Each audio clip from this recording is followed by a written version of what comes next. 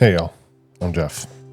I'm making this video today to tell you about how I almost became a statistic. On February 11th, 2025, I tried to take my own life. In November of 2020 is when it all started. I went to the hospital, wound up being for a panic attack. Now, up until this point, a lot of things had happened in my life. I was married at 22 to my first wife, divorced 2 years later. I was in the bottle for probably a year after that. I'm with my current wife now. We've been together 15 years, married for almost 11 of that. But all of that built up to what started happening in November of 2020, or until March of 2021. I was driving truck for a local company, and I was on a run from Pennsylvania to Maine. I reloaded in Maine, delivered into New York. From the time I left out and picked up my load in Pennsylvania, and I made the round trip to get back to Pennsylvania, I was running on 4 hours of sleep. The only thing I ate that day was some beef jerky, and I was probably 6 monsters deep. Place I worked for didn't know the concept of running legally, driving semi trucks. I had to fake my logbooks, and there was no downtime. I was driving across I-84 from Connecticut into New York on my way back, and I had fleeting thoughts of just taking this 80,000 pound missile and just driving it off a bridge. And that'd be it. It would just end it. And then I'd be done feeling this way. So in a panic, I called my wife, full out bawling, crying, telling her what happened. I got back to the yard. She picked me up and immediately took me to the hospital. Got to the hospital. Of course, I was under suicide watch. Paper scrubs. I had to give up my phone and everything, my watch, everything. I couldn't have anything. My wife took all that. She stayed with me for a while. And that was that. They wanted me to do inpatient at this point, but my demon was fighting it. 100% fighting it. I fought and fought and fought that I was fine. I was okay. I was better off home than I was away from my family. And they let me go home. I had to do outpatient services, which in Pennsylvania was an absolute joke. My outpatient consisted of getting yelled at if I was a minute late for my appointment. My psychiatrist just asked me, are the meds working? And if I said yeah, and he'd say, okay, and just write me a new prescription. My therapist, I saw once every 3 weeks when I can get an appointment. And like I said, if you were more than 5 minutes late, or more than a minute late, I should say, more than like 3 times, they would actually cancel your appointments. Like they wouldn't allow you to come back to that facility. It was absolutely ridiculous. But I did my outpatient appointments. I took my meds how I was supposed to. I did everything they asked me to do. And from March 2021 to November 2021, I was good. I was medicated. I was seeing my therapist. In November of 2021, my family and I moved from Pennsylvania to Georgia. We packed up, we said goodbye to everyone, to family, to friends. My family was not happy about moving 14 hours away. But we did what we thought was best for us and our family. We were scared. It was a scary time.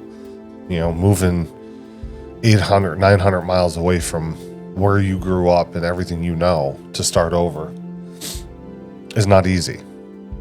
And I don't care who you are, it is not easy. But I was in a good headspace. You know, we dabbled in starting our own businesses and, you know, trying to build a new life in a new place, setting up roots. But little did I know, that little demon was slowly starting to reemerge. I didn't work for all of 2020, the rest of 2021 through 2022 up until about October. I got a job driving for another company. It was a regional job. It was actually a really good company. Had I found them years earlier, I'd probably still be driving. It's one of the few places that actually cared about you and having a family and home time, and it would have been a good thing for me had I found it earlier. Fast forward to December of 2022, and I needed to come home. Things at home were rough for the wife. She's a stay-at-home mom, and I made the decision that I needed to find something that I could be home every night, and I wasn't driving truck, because driving truck was bad for me.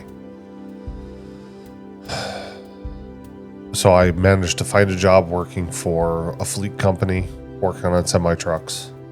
I was a steady schedule. I was home more. I wasn't away from everybody. And I honestly thought to myself, this is what I needed. This is what I've been needing for years, is something like this. The first 3 months were okay. I was good. I was promoted from a trainee to a technician. And that's when my decline started. I didn't see it. My wife did. But this is where my decline started. Even though I went from working split days off, like Sundays and Wednesdays off, and working on Saturdays, to a Monday to Friday, 7 to 3:30. I could do things on the weekends with the kids and the wife, and it was fine. And in my mind, I thought it was awesome. But I was wrong. By nature, the way I was raised, I'm a hard worker. And I was always asked to pick up the slack for everybody else. And me being me and wanting to do a good job, I just did it. Never questioned it. Always went above and beyond. And that was the downfall. I never saw the signs. My wife did. She would ask me if I needed to talk to someone or go to the hospital.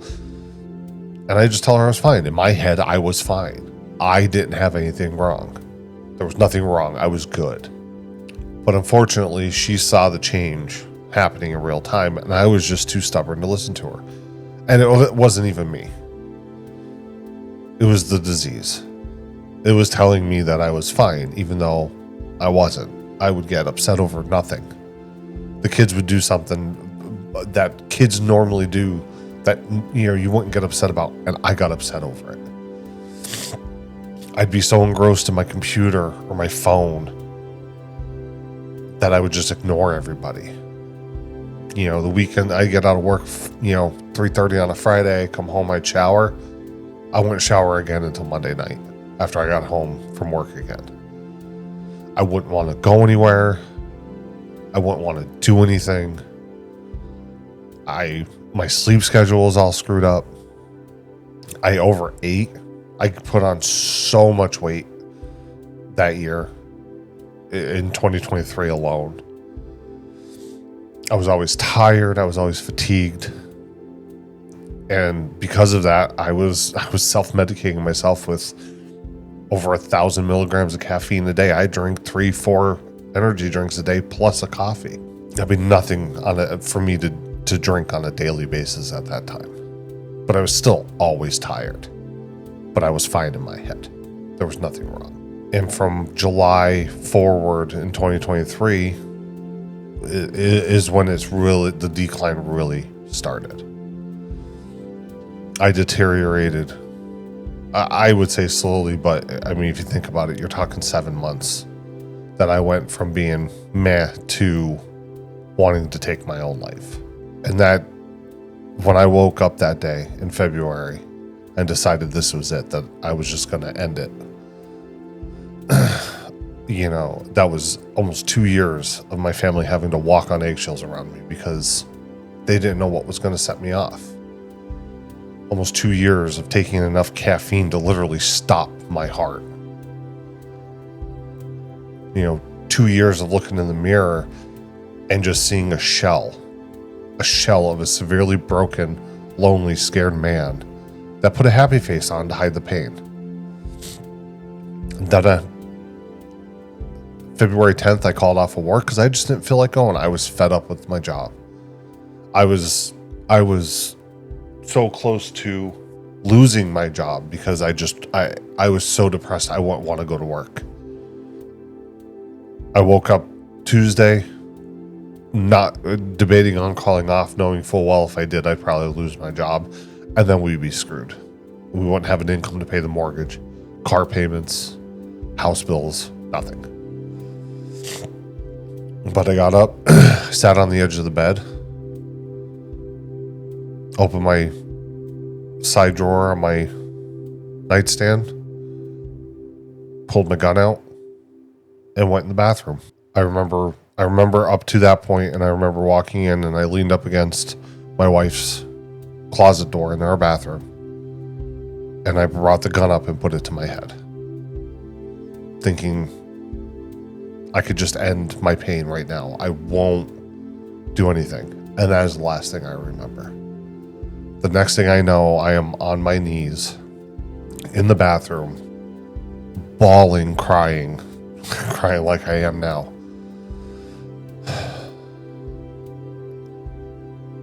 Telling my wife that I'm scared. I was 1,000% scared at that point. I remember her asking me to give her the gun. And I did. And I was bawling. I was apologizing to her. And then the rest is a blur. I remember her taking me to the hospital. They immediately took me in, obviously, because I attempted suicide. I took my blood pressure. My blood pressure was like 190 over 120 or something like that. It was really high. I got back into the ER. I saw the doctor, and that's when I found out that they were putting me on an involuntary hold. And in the state of Georgia, the doctor can deem you, incapable of making your decisions and put you on an involuntary hold, which is a minimum of 72 hours. But that demon, it wasn't done yet. I begged and I pleaded for my wife to advocate for me and do whatever she could to get me out of that hospital. I was scared. And I didn't know it at the time, but I needed to be there. I begged her to find a lawyer, and she was trying to. That demon was doing everything that is possible, that was possible to end me. Depression is no joke. I'm living proof of that. Thankfully, it didn't work this time. 4:30 in the morning, I get woken up by the nurse. I was being taken to an inpatient facility where I would get the treatment that I needed. I was scared. Sure I was. Who wouldn't be? So I got picked up by the sheriff's department and driven an hour and a half away from my family to an inpatient facility.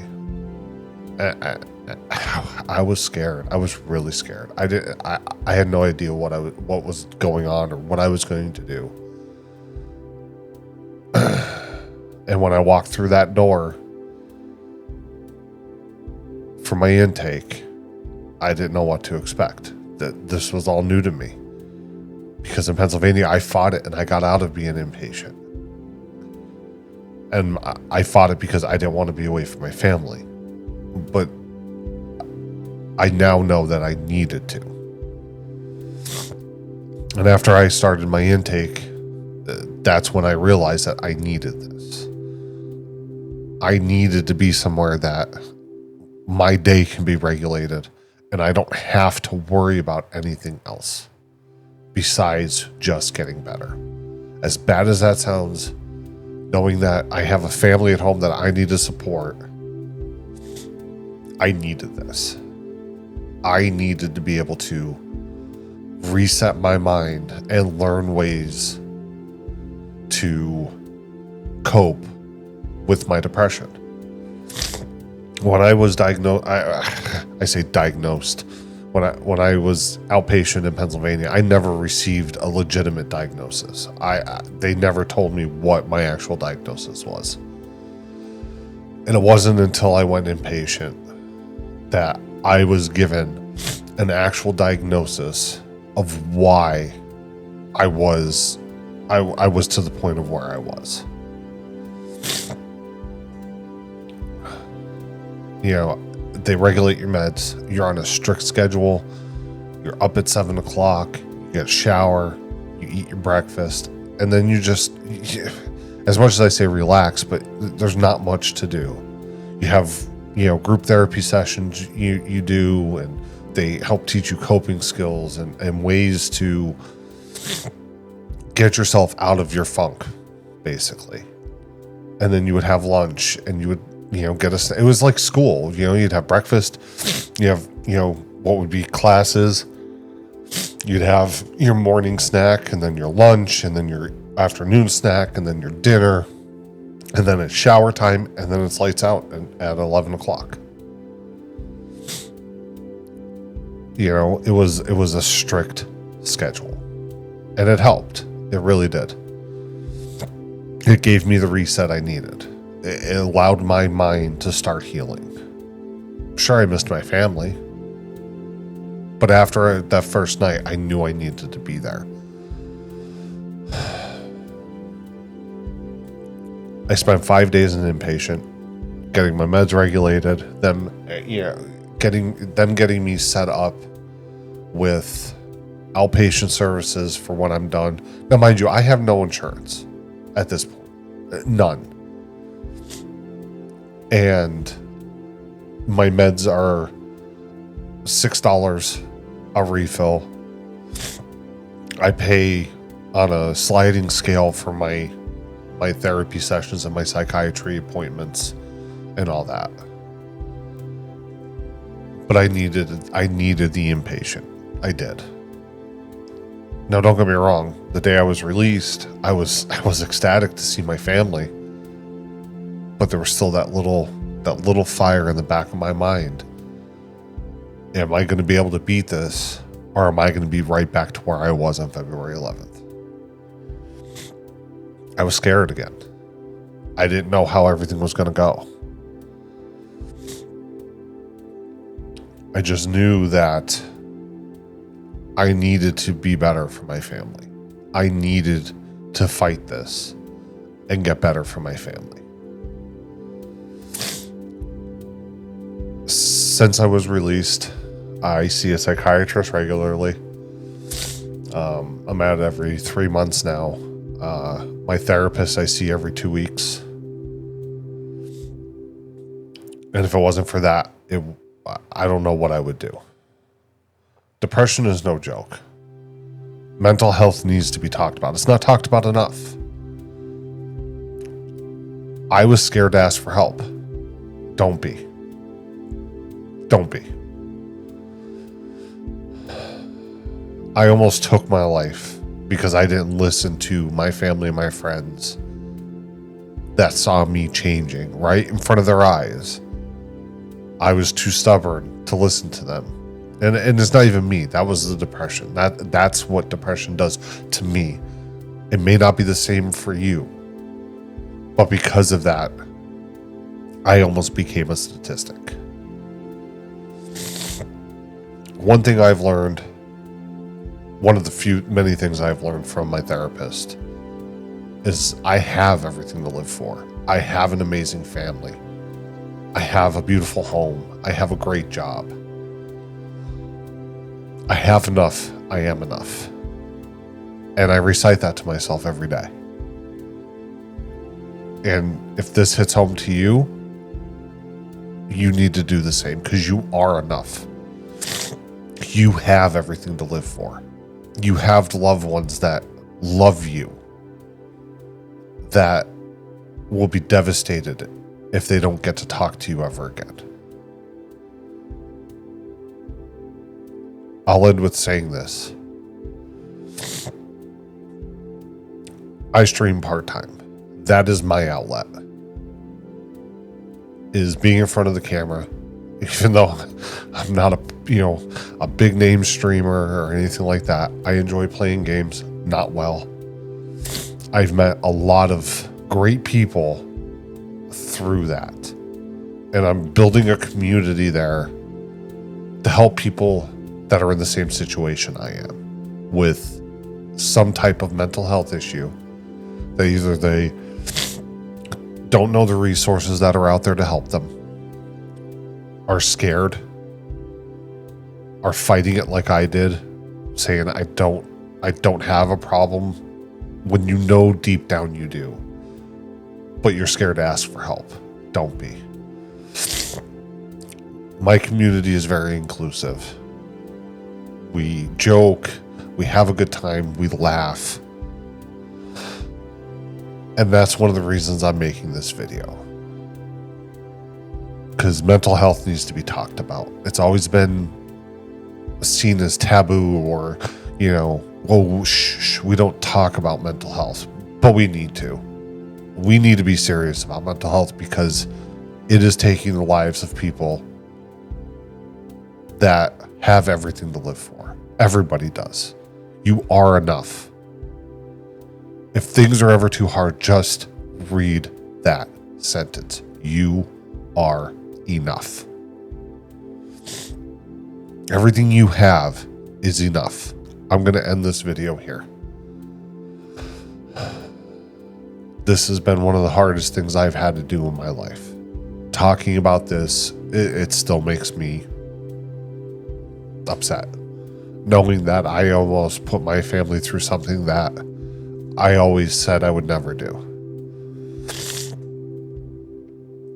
But I want y'all to remember, you are enough. You have enough. And you have everything to live for. If you need help, reach out to someone, please. I love you all. And who knows? Maybe I'll see you in one of my streams and we can have a chat. Peace.